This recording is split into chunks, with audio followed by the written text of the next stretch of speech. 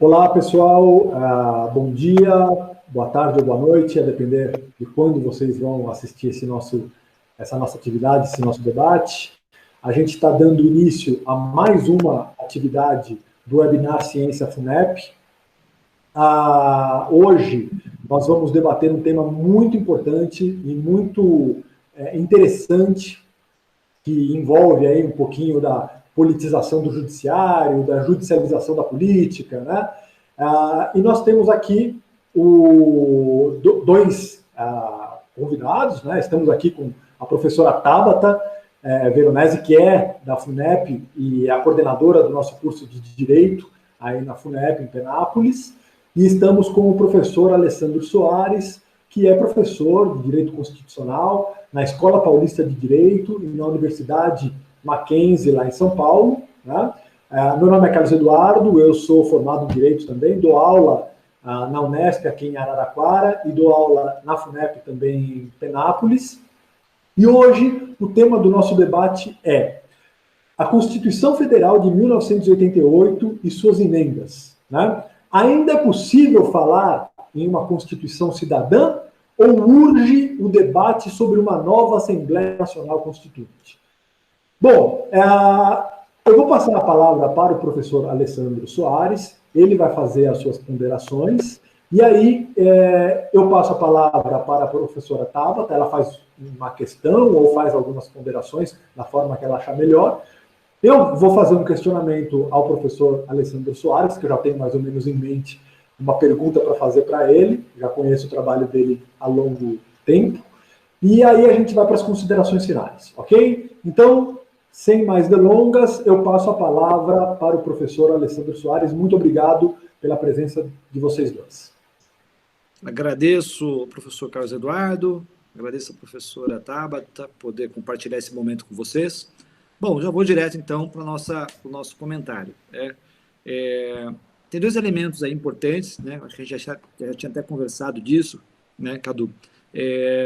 Dois elementos importantes na sua pergunta. O primeiro é a defesa da cidadania. Então, a tua pergunta pressupõe que você já tem um ponto de vista. Aliás, como toda pergunta, eu diria até no campo científico, toda pergunta, Sim. Todo questionamento tem como pressuposto já um conjunto de escolhas, né, de quem está fazendo a pergunta. E o teu caso aí não é uma pergunta inocente, é uma pergunta que está diretamente vinculada à ideia de defender a ideia que existe uma Constituição cidadã de 1988, que o texto constitucional de 88 tem um conjunto de direitos sociais, econômicos, culturais, que é uma Constituição que tem elementos democráticos, ou seja, você pode até considerar que o nosso processo constituinte não foi completamente democrático, etc., mas diante do cenário de saída da ditadura, mesmo com a tutela militar do processo constituinte, né, de alguma forma, ainda assim nós conseguimos ter uma certa, eu costumo falar de panela de pressão.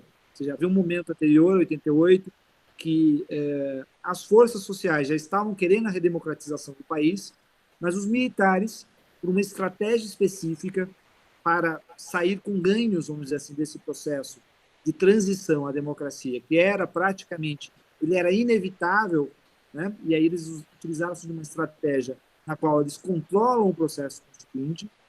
Isso causou, dentro do espectro da sociedade, uma ebulição. E, por óbvio, como toda ebulição, você está esquentando a panela, uma hora ela explode, você vai ter as diretas já como manifestação disso, mas, ao mesmo tempo, as diretas já, que foi aquele movimento para que a população pudesse, né, ter o direito de voto direto para presidente da República, aquele momento representa uma força popular muito grande, mas também a sua insuficiência organizativa, por opção das lideranças, etc., porque a gente sabe que as diretas já, 84 e 85, elas foram derrotadas, né? A emenda constitucional que previa as diretas foi derrotada. Mas, mesmo com tudo isso, posteriormente, com a Constituinte, essas forças puderam participar do processo constituinte e trazem na Constituição isso que você chamou de Carta Cidadã, e que muita gente chama de Carta Cidadã, que é a parte onde você tem os direitos sociais, econômicos, culturais, as liberdades, gente não pode esquecer as liberdades, que superam, na verdade, o momento da ditadura militar. Então, a Constituição de 88 ela é uma negação da ditadura, em larga medida. Em larga medida. Insuficiente, talvez, mas em larga medida é uma negativa. E institui um estado de bem-estar social, normativo, é verdade. Então, você considera este contexto na tua pergunta e considera o contexto também e o cenário de alterações constitucionais. Ou seja, esta Constituição de 88, desde o dia que ela nasceu, desde a sua gênese, né, tem uma contradição histórica com o tempo. Na medida em que 88, né, praticamente, né, virando para a década de 90, no mundo inteiro, onde você tinha experiência dos países de capitalismo central, onde você tinha experiência de estados robustos de bem-estar social, você vai ter um recuo do Estado na medida em que o pensamento liberal ou neoliberal toma conta desse ambiente sob um discurso ultramodernizante. Então, a Constituição de 88 surge também um ambiente de narrativas e discursos ideológicos, políticos e morais de ataque ao Estado e de redução do papel do Estado na economia, de redução do papel do Estado na prestação de serviços públicos, de limitação de gastos públicos, né? Todo um conjunto de ideias que reformula o Estado, né? E dá nova perspectiva para a sociedade civil lidar com os problemas sociais, econômicos, né? E demais problemas que a sociedade brasileira, como sociedade periférica, desigual, né? Tem. Então, veja, é um momento onde o Estado está sob ataque, tudo aquilo que é de direitos sociais não é aceito por essa linhagem. Quem adota essa linha ideológica política, que vai dominar o ambiente da década de 90, não aceita a Constituição de 88. Acha que o texto constitucional de 88 é uma aberração do ponto de vista normativo. Excessos de direitos, excessos de metanarrativas, excesso de promessas.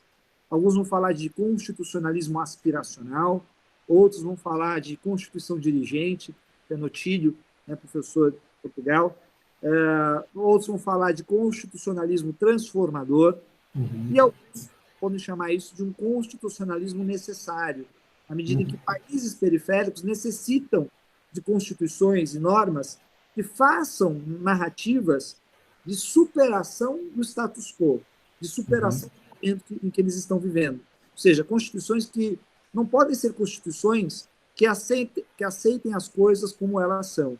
Então, se você pegar uma constituição igual dos Estados Unidos da América do Norte, é uma constituição que nasce e que, de alguma forma, aceita as coisas como elas são. Como é que eu sei disso? Como é que eu posso provar uma tese dessa? O silêncio, o discurso liberal da Constituição dos Estados Unidos e da independência dos Estados Unidos da América do Norte e a manutenção da escravidão. Ela é reveladora. Então, mantém o status quo, diversos elementos ali.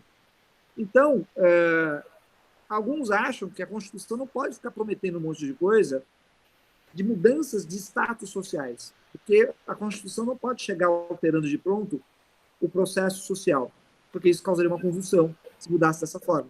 E uma promessa para o futuro, ainda que não possa se realizar de pronto, é uma promessa sempre muito problemática. Significa, quanto mais eu aplicar o texto constitucional de 88, é muito provável que eu tenha mais problemas sociais e conflitos sociais e tensões sociais.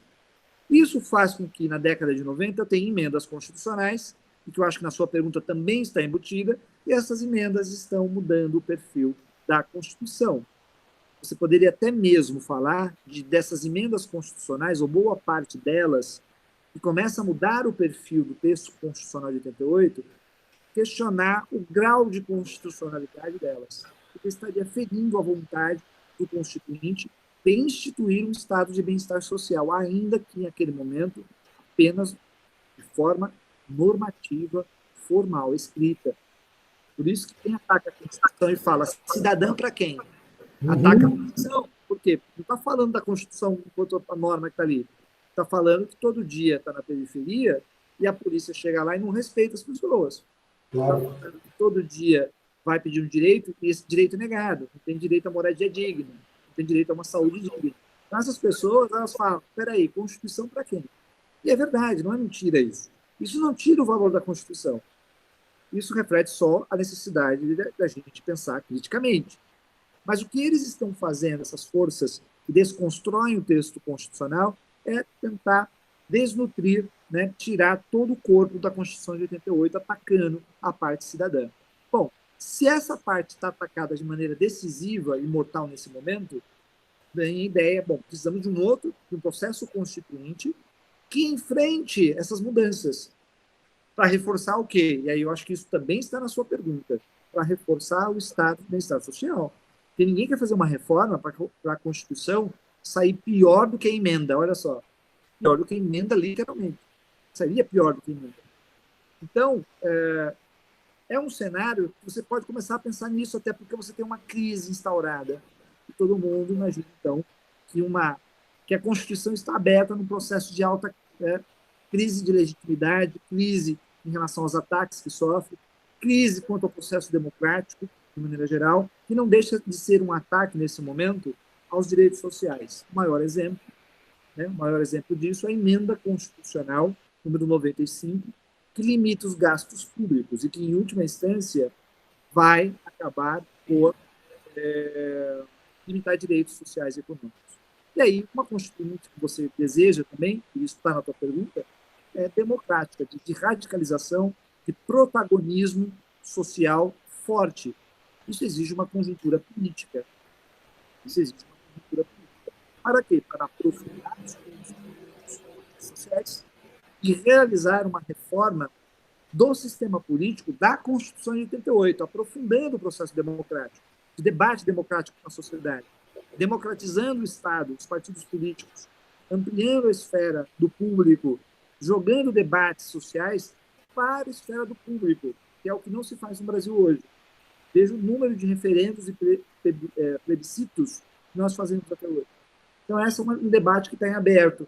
Mas, veja, uma conjuntura, a necessidade de um processo constituinte, ela há na medida em que eu tenho uma crise instaurada, um ataque à Constituição de 88, naquilo que é direito da cidadania, e, ao mesmo tempo, que eu crio uma conjuntura que não me parece que está dada no momento, que possibilite que, num processo constituinte em aberto, eu consiga impor popularmente, com a participação de mulheres, de homens, da população negra, dos movimentos LGBT, todo mundo na sociedade, os defensores dos direitos humanos, os direitos fundamentais, os indígenas, toda a sociedade, em sua pluralidade, num debate de diálogo e respeito, muito similar com 88, mas agora com um aprofundamento democrático. É isso que tem que ser o nosso horizonte, me parece.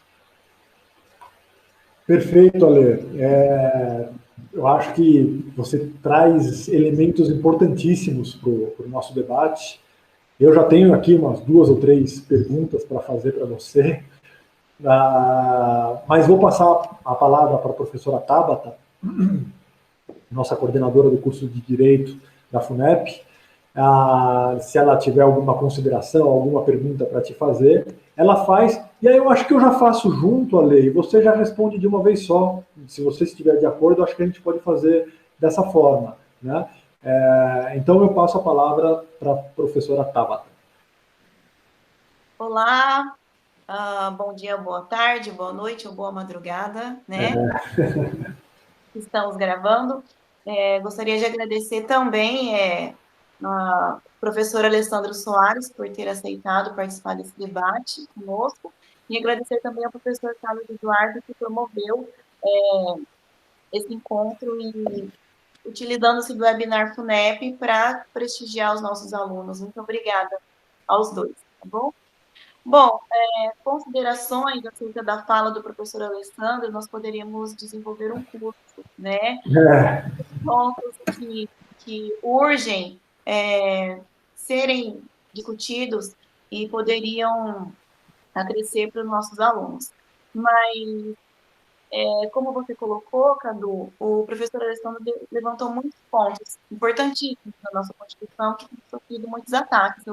Não tem como negar que a nossa Constituição Federal de 1988 tem sido atacada, né? E esse ataque tem reforçado esse questionamento acerca da necessidade de se redigir um novo texto constitucional, de reclamar uma nova constituinte, né? E isso leva também a mais um ponto de polarização, né? Entre tantos elementos de polarização que nós estamos acompanhando na nossa sociedade brasileira hoje em dia. E o texto da nossa Constituição tem a missão de tentar instituir um Estado social, democrático, de direito, mas que esse recorte histórico, desde 1988 até os dias atuais, tem sofrido muitas dificuldades práticas de concretização, né? Mas são problemas mais ainda hoje em dia políticos, misturado também com jurídicos, mas eu tenho me questionado também acerca de uma reconstrução, uma tentativa de reconstrução mais teórica, né, do que seria uma Constituição federal cidadã, do que seria uma Constituição federal democrática, não só em termos práticos, porque além do problema das emendas e das alterações normativas em geral, seja constitucional ou infraconstitucional, tem o problema das interpretações do judiciário também, sobretudo pelo Supremo Tribunal Federal, que deveria ser o guardião da Constituição Federal, e nós estamos tendo alguns problemas há algum tempo, né, com essas interpretações também.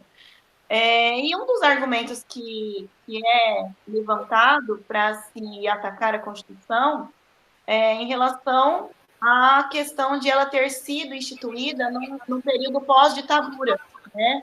E por isso ela seria exagerada, excessiva, prolixa e também garantista. E o termo garantista, hoje em dia, tem sido desclassificado também, né? Como se fosse algo ruim, né? Garantir direitos fundamentais, garantir direitos humanos, esses problemas que o Alessandro colocou em relação ao racismo, indígenas e outros problemas tantos que estamos sofrendo hoje em dia, tem sido colocado também na balança do comunismo, né, como se o Estado liberal ou neoliberal que nós vivemos hoje não fosse compatível com a nossa atual Constituição, né? Então, eu penso que é muito arriscado, não sei se seria possível ter um novo texto constitucional garantindo o essencial, né, diante dessa problemática toda que se instalou no Brasil hoje em dia, né, quando as pessoas pedem intervenção militar, pedem o retorno do AI-5, né, em oposição a tudo que era quando nós colocamos a nossa Constituição. Então, eu, particularmente, tenho muito receio, né, e eu gostaria que o professor Alessandro comentasse, então, sobre a nossa Constituição Federal, social, democrática, cidadã, ser compatível com o atual Estado neoliberal, porque nós temos um Estado formalmente social, mas na prática nós temos alguns não feitos, mas muita dificuldade de implementar esse Estado social, cada vez mais acompanhando o retrocesso. Mas seria possível nós mantermos essa nossa Constituição, mesmo nesse Estado neoliberal que nós temos hoje? Não, perfeito. Ale, eu não sei se você prefere já responder a Tabata e depois eu faço o meu questionamento, ou já faço já? Já faz seu apontamento, acho mais fácil, mais rápido. Perdão, não entendi. Eu respondo a professora Tabata. Por favor. Então, a palavra é sua. Então, muito rápido. Na verdade, a gente tem que imaginar, então, aquilo que existe uma autoridade da Constituição e um autoritarismo do mercado nesse momento. Então, a gente tem que defender a Constituição porque é a nossa Constituição. O mercado está por fora. No mercado não existe democracia. O mercado influencia no processo de interpretação constitucional, de ataque à Constituição, sem passar por um processo democrático. Então, eles não têm interesse de aprofundar um debate com a sociedade quanto aos seus argumentos. E aí ele tem que aparecer como autoritarismo contra a Constituição. E aí me parece a dinâmica. É aquilo, talvez, que o professor Luigi Ferrajoli, um professor italiano, chamaria de os poderes selvagens. Poderes do mercado que assumem uma dinâmica tal, mas é uma dinâmica que não passa por um debate público. O que eles impõem ao Estado, nenhuma emenda constitucional nossa passou por referendo ou plebiscito, por exemplo. Debate público. eles impõem a reforma e eles chantageiam governos para fazer isso. Isso me parece um elemento banal até, que eu estou dizendo. E aí você tem, logicamente, quando você tem um ataque pelo Estado social, o contra-ataque é sempre chamar alguma coisa que para eles é o demônio no mercado, que é comunismo. Isso acontece, né, se você pegar, eu sempre cito o bom e velho, né, Marx, quando ele fala no manifesto do Partido Comunista, a primeira frase dele, e é interessante isso, é que um fantasma ronda a Europa, é o que ele diz, né, e que todas as forças, qual foi a pergunta que ele faz? Qual foi a força política que nunca foi acusada de comunista? Mesmo a mais reacionária, ele fala. Mesmo a mais reacionária. O elemento central, é comunista. Uhum. A dinâmica é essa, porque tem que demonizar o outro. Demonizar. Uhum. Quando Roosevelt, nos Estados Unidos, decidiu acelerar o capitalismo com política anticíclica, com o New Deal, chamado de comunista. Uhum. Barack Obama tentou enfrentar, né, em 2008, a crise de 2008, criando uma agência, que era uma tradição do Rooseveltiana, vamos dizer assim, né, uma agência que diz que vai controlar as vendas dos imóveis, para não criar mais bolha, controlar o mercado, porque o mercado é irracional. Foi chamado, tem comercial de TV, engraçadíssimo até, chamando ele de comunista.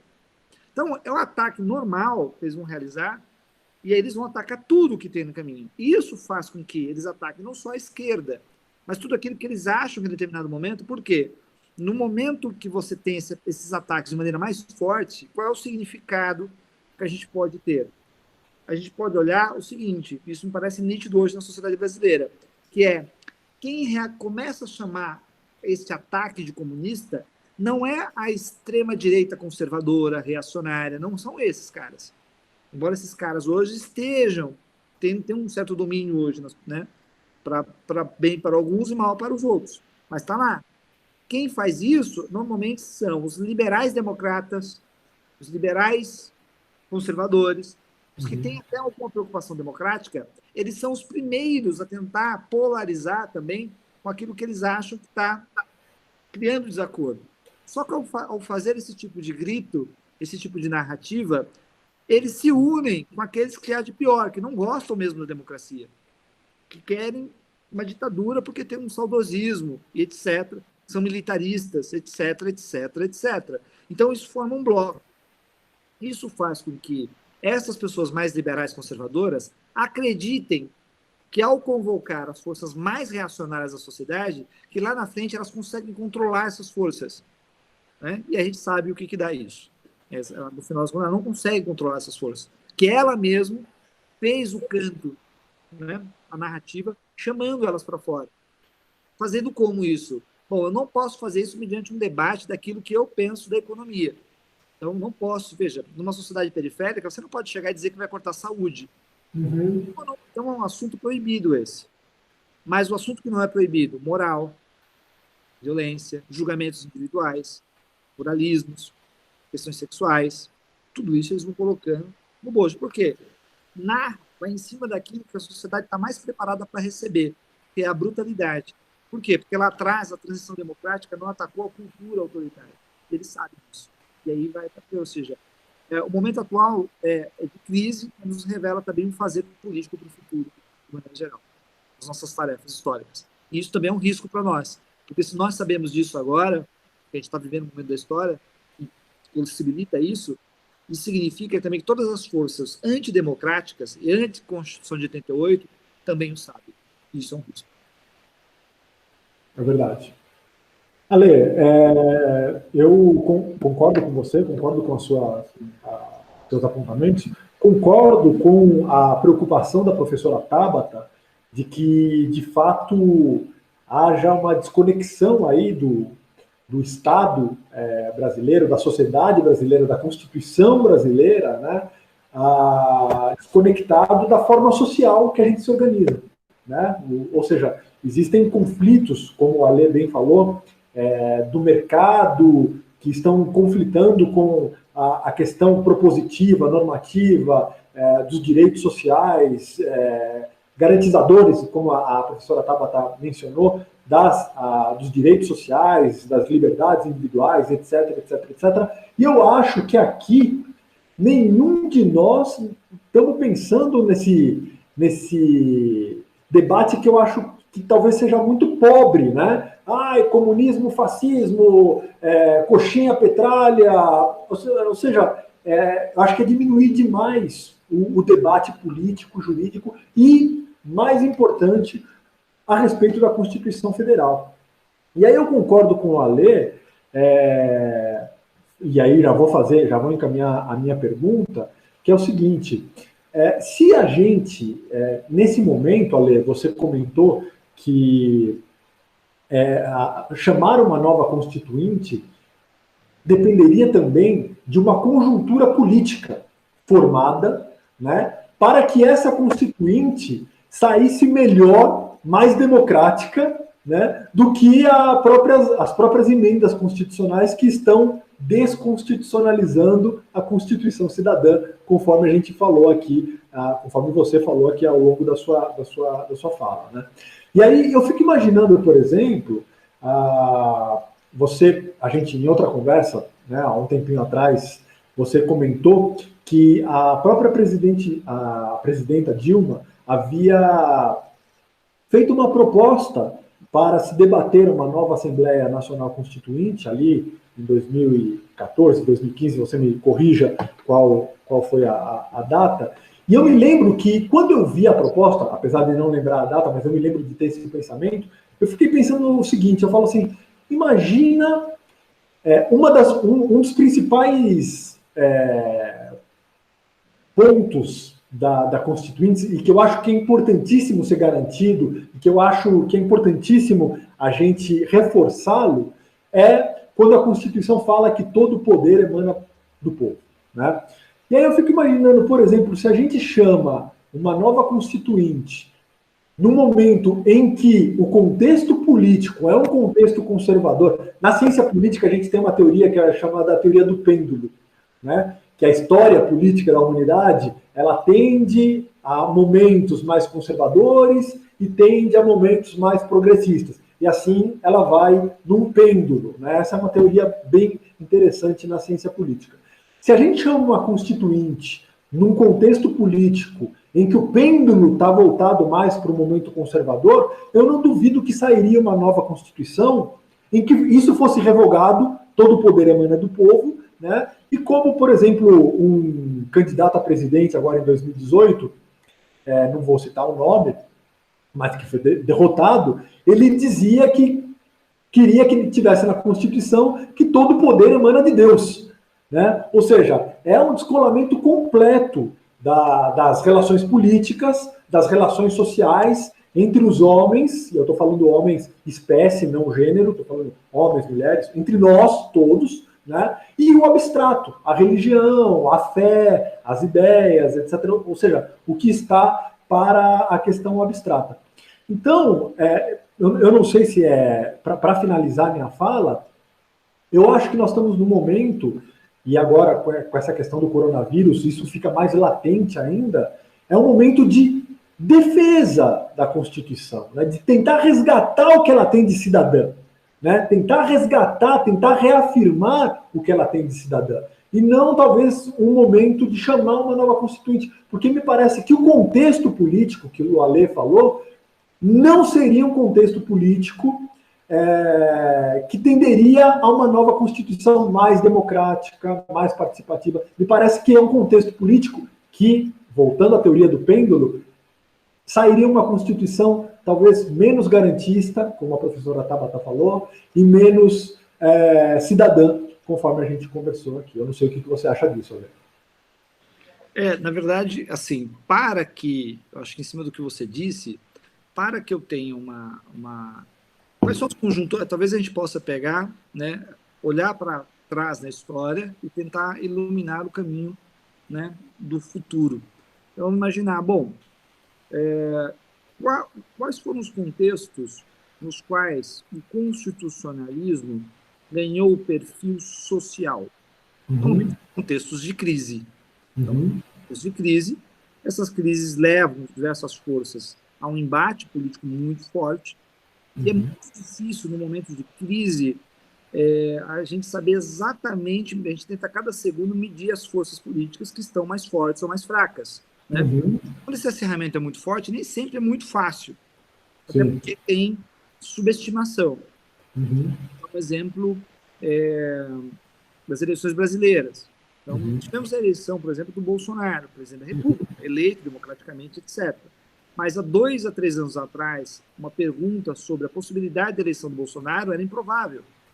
O Bolsonaro é uma representação de uma crise.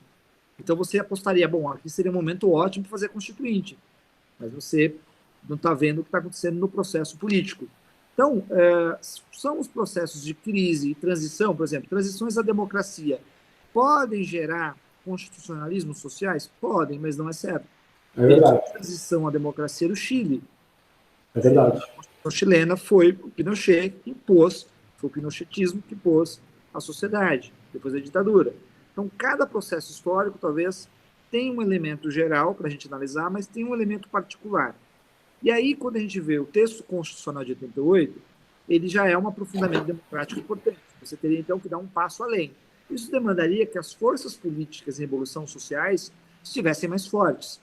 Pode ser, olha só, é muito difícil dizer isso. É que nem o que aconteceu nos Estados Unidos. Você teve lá um assassinato que eclodiu, né, um conjunto de revoltas sociais da população negra do país que não suporta mais o racismo institucional das instituições, da polícia.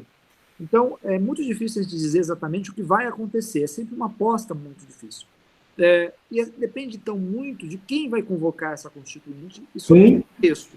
E aí, pode ser que hoje não esteja esse contexto pronto. Pode ser que amanhã de manhã a gente acorde, já que estamos num mundo meio que de pernas para o ar, não dá para saber se a gente acorda de manhã e as pessoas, olha, não dá mais, deu para nós queremos mais direitos. E aí tem uma disputa política por isso. Ou seja, talvez se a gente pudesse escolher o momento que a gente quer chamar uma constituinte, seria ótimo. Mas nem sempre a gente tem esse controle total. Então, é muito o contexto que você tem. Se a gente olhar o constitucionalismo latino-americano, veja o contexto de criação da Constituição equatoriana, né, de 2008. É uma Constituição ultra-social também. Talvez mais profunda do que a Constituição de 88. Mas é um contexto anti-neoliberal, onde o neoliberalismo tinha mostrado a sua primeira face ali na crise. Hoje, as forças políticas não conseguem impor um Estado social, nem, no caso do Brasil, nem diante da pandemia. Eles estão se negando, ou seja, o mercado se nega a qualquer tipo de medida mais forte no plano econômico. Né? Outros países estão fazendo isso. Então, para você, não é um jogo exato. Uma constituinte democrática seria ultra desejável, mas o atual momento é realmente o que você falou. Nós estamos num momento de defensiva. Nós estamos tentando nos defender. Nós estamos tentando dizer para as pessoas não darem um golpe, olha só. Não dê um golpe. Então, a gente está quase que pedindo. Não dê, por favor, porque eles estão criando as condições para dar para um autogolpe. Esperando uma espécie de convulsão social e num jogo que é dentro e fora do Estado, que é muito comum. Tem um autor que você deve conhecer bem, chamado Gramsci, quando ele fala do fascismo. Então, é muito comum, esse é um jogo típico. Você joga dentro do Estado e fora. Né? Dentro de assumir o poder numa eleição, você tem legitimidade democrática. Né? Por outro lado, você tem a rua, por isso que ele tem que ir na rua toda hora e chamar a galera, se manifesta ali. E aí confunde as pessoas. No momento ele fala, nós não queremos nenhum contra-ataque, queremos respeito às instituições, e na mesma sequência, né, no mesmo ato, ele sai na rua e fala, galera, não vou admitir mais. Então, é um jogo duplo, que você vai tentando criar o contexto. Se você achar que você pode institucionalizar a violência que você fala na rua, melhor.